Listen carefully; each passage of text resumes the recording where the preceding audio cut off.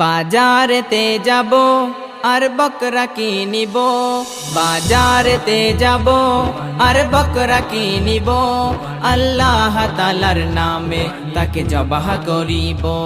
কুরবানি কুরবানি কুরবানি মোবারক, কুরবানি কুরবানি কুরবানি মোবারক, কুরবানি কুরবানি কুরবানি মোবারক, কুরবানি কুরবানি কুরবানি মোবারক।